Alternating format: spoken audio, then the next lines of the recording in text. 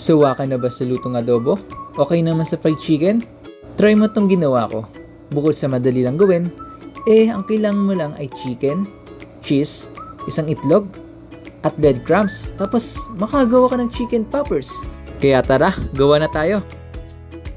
Kailangan mo lang gilingin itong chicken na to. Breast part nga pala yung kailangan natin dito. Wala nang iba. Share ko lang ha. Laking tulong talaga itong food processor namin. Isipin mo, pati kalabasa, kaya niyang gilingin. Kung sakaling wala naman kayo panggiling, mano-mano natin itong kukutsulyahin. Ilagay lang natin sa mixing bowl after gilingin ito. Pagkatapos, binuksan ko na yung cheese dito para makat natin sa maliliit.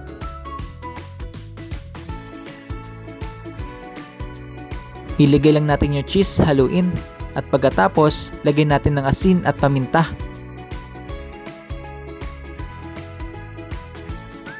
Ngayon naman, saka natin ilagay sa ref. Balikan natin after 1 hour. Para sa ganun, kaya natin ito i-mold pabilog. Habang hinintay ko ng isang oras, ay nag-prepare na ako dito ng harina, itlog at breadcrumbs, kung saan dito natin ito papaikutin. Sa paglalagay nga ng breadcrumbs, dapat siksik na siksik ito para di lumabas yung cheese. Pwede nyo ulit pagulungin sa itlog at breadcrumbs para sure. At kung di ka pa naka-follow sa page ko, please naman, paki-follow.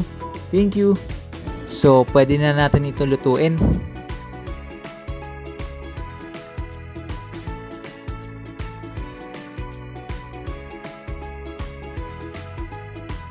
Light brown nga pala yung kailangan natin para ma-achieve yung magandang luto.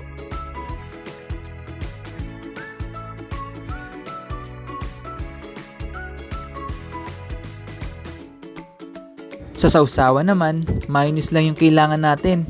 Naglagay nga ako dito ng lemon, tapos garlic powder. Di ko lang na-videohan. Pero kung wala naman kayo nito, kahit ketchup pwede na. Meron na tayong chicken poppers. Ngayon naman, tingnan natin ang loob nito.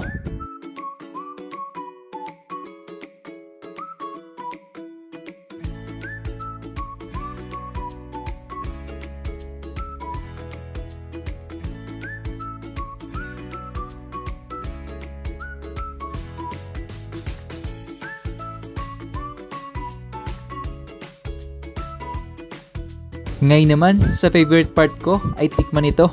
Sa mga chicken lover dyan na katulad ko, ay sigurado magugustuhan nyo ito. Sinasabi ko, sobrang sarap, sobrang sarap. Iniinggit ko nga tong pinsan ko kasi ako yung unang kumain.